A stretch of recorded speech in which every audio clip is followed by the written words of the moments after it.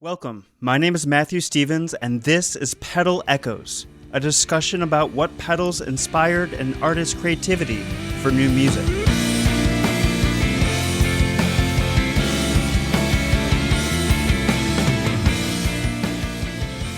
My discussion with Josh Hagquist from The Beautiful Mistake happened on the evening of January 25th, 2021. This is episode 19. Josh Hagquist is a member of the rock band The Beautiful Mistake from San Diego, California. The Beautiful Mistake also consists of Shawn Grover, Steve Dunlap, Jon Berndtson, Josh Quesada, and Josh Hagquist. In 2020, the band released their EP, You're Not Broken, I Am, on Wiretap Records, their first release in 14 years. Welcome to Pedal Echoes. Awesome. Yeah. Do you just want to kind of give like a brief history of how The Beautiful Mistake got started? Yeah, of course. So Shawn, Steve, Josh, and I, we all played in a band called Ember before The Beautiful Mistake. And when our singer in that band left, that's when we decided that we wanted to keep going and write new songs and start a fresh band. So we started The Beautiful Mistake in 2000. And from there we had, various people came and went, but we recorded our first little demo EP in 2000. And from there we got signed and toured a bunch, toured full time for about 4.5 years or so. And got to see a lot of cool stuff and meet a lot of great bands and were given the opportunity to make some fun music. And we kind of slowly stopped doing anything at the end of the beginning of 2006. I kind of lost my will to want to keep grinding it out.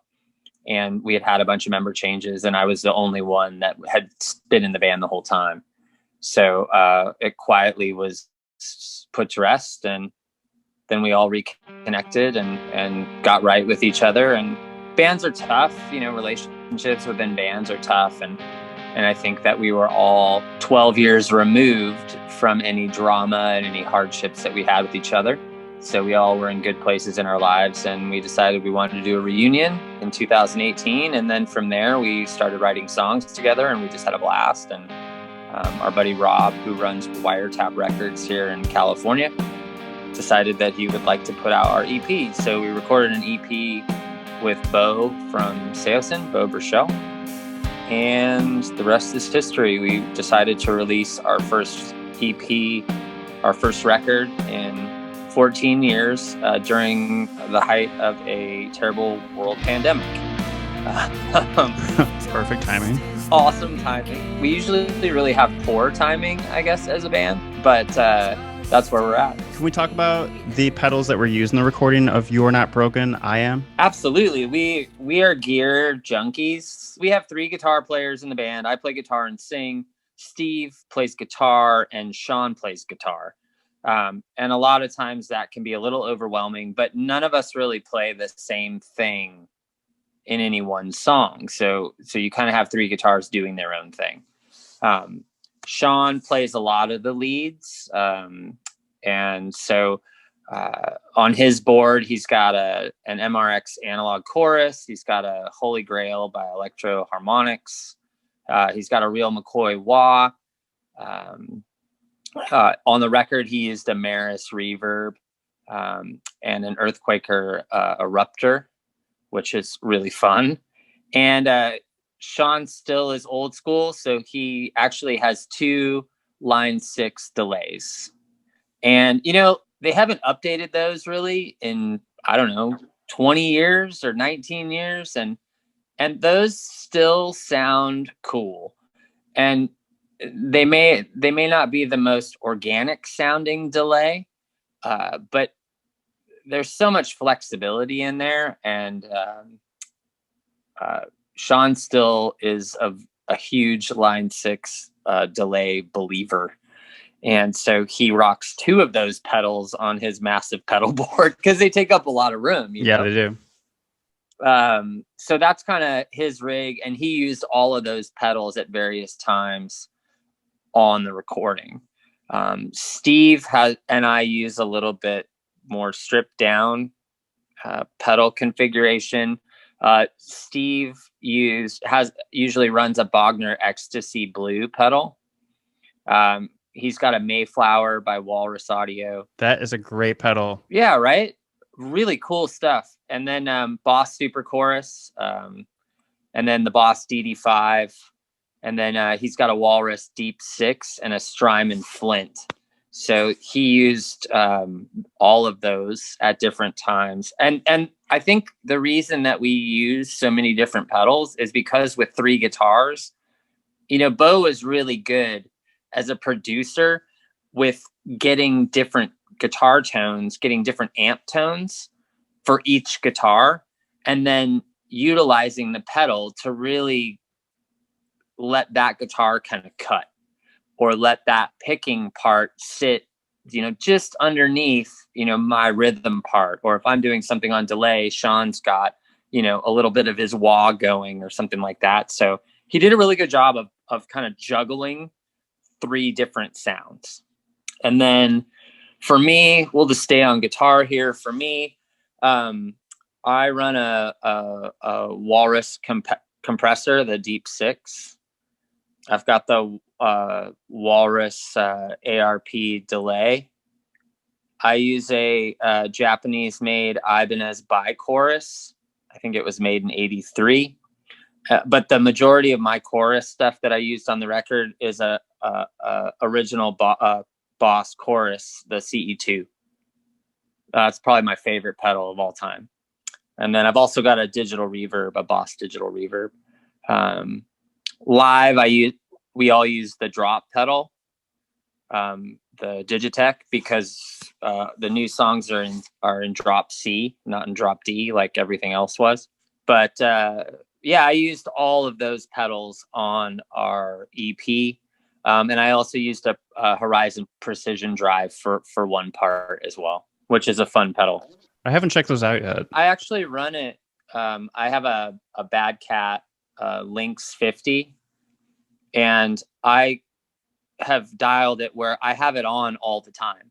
So I have it on for my clean and my channel 1 and channel 2. So when I switch, it does a little bit different things, but it doesn't dirty up my clean very much. But it really kind of clarifies the gain channel, which is kind of cool. And then John has a mega bass pedal board that has guitar pedals on it as well. For recording, he used a lot of dark glass plugins that Bo had. He's a huge dark glass fan. And so he also used the Eruptor, the Earthquaker Devices Eruptor, the Maris Enzo, and he's got DD7 on there as well. And then he used my CE2 as well for his bass. Yeah, but the dark glass plugins were fun because he really likes all the dark glass bass gear, and having the plugins was just as cool. Yeah, that dark glass was it the BK7? That sounds really great on bass. Yeah, and he uses that live too, so it just gives it this like gnarly, like throaty. It's cool. Awesome.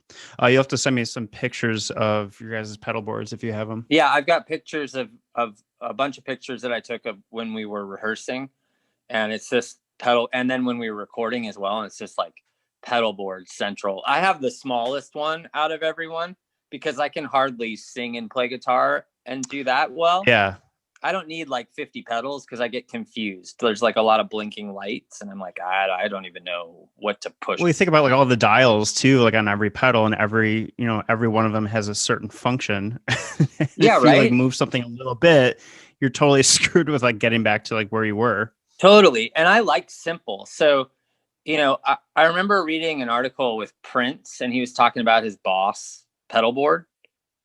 Like, here's Prince, one of the greatest guitar players ever. I mean, he's just a phenomenal artist, and he's running just your standard Boss pedals.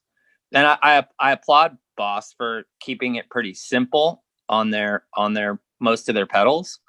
But like my CE2 has 2 knobs. And it sounds killer, you know?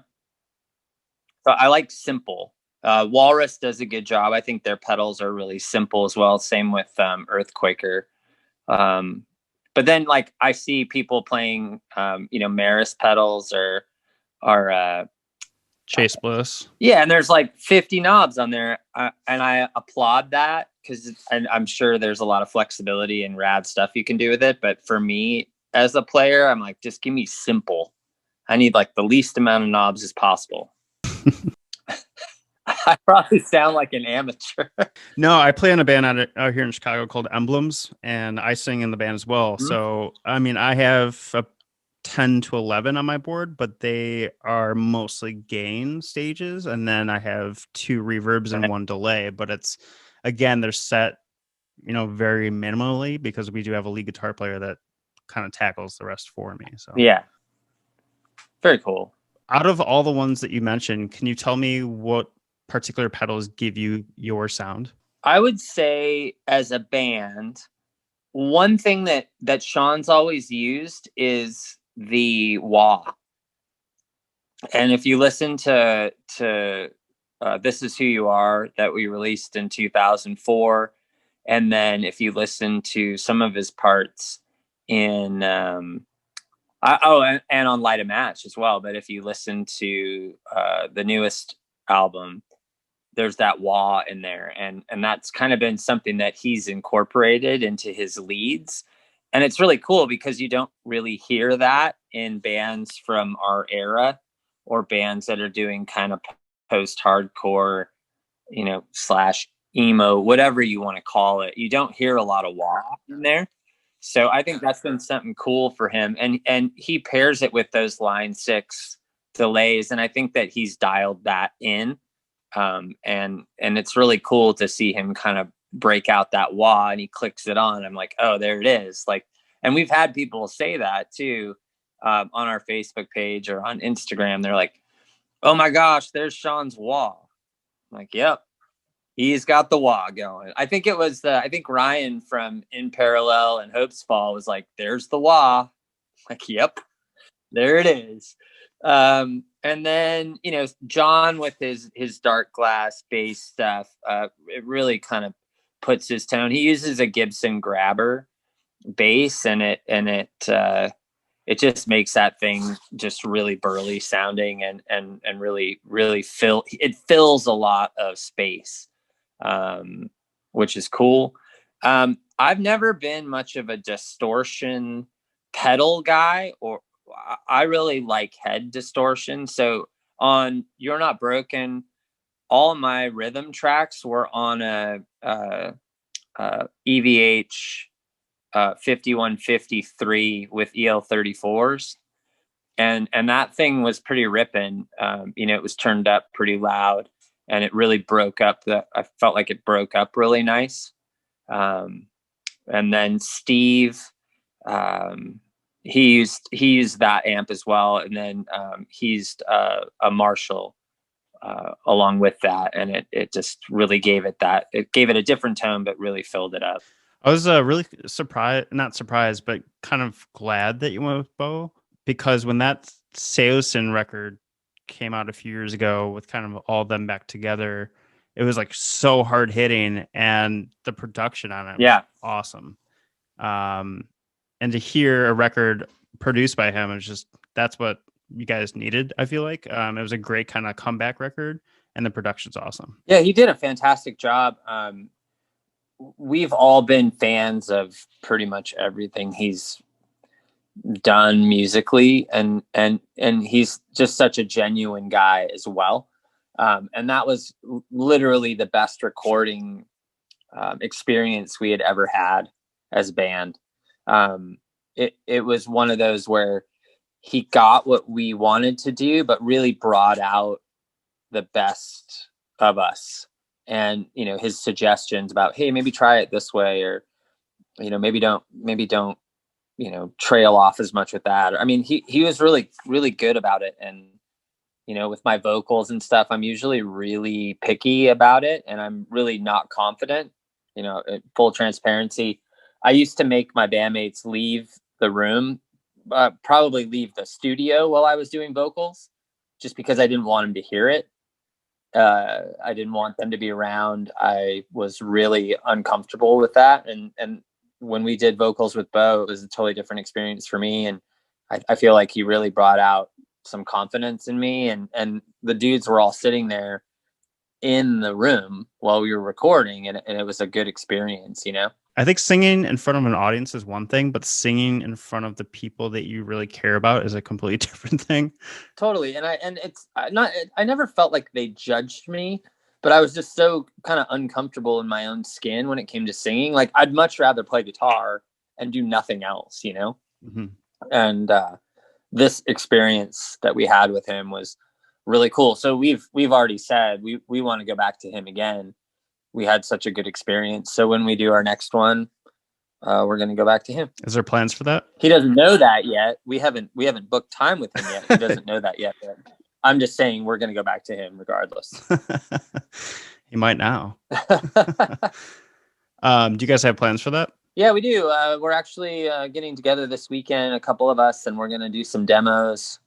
We've been writing some songs. COVID's made it really difficult with, we all have normal jobs, and some of us have restrictions on where we can go. And so Shawn he lives in Oregon, and Josh, our drummer, lives in the Denver area. So Shawn and Josh and I are getting together this weekend to jam out some ideas and flush out some songs, and then we'll send those to Steve and to Jon, and they'll kind of be able to work their magic on them or give us input with that.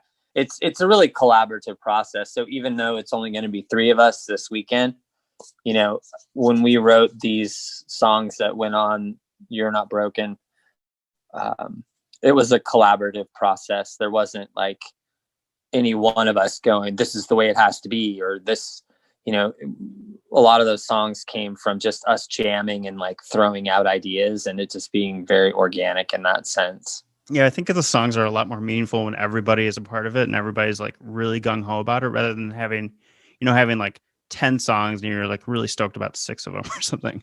Yeah, exactly. Right. And we had 7 songs that we were ready to go, and we decided on 5 of them for the EP. So, all right, Josh, thanks so much for doing this. Yeah, of course. Thank you.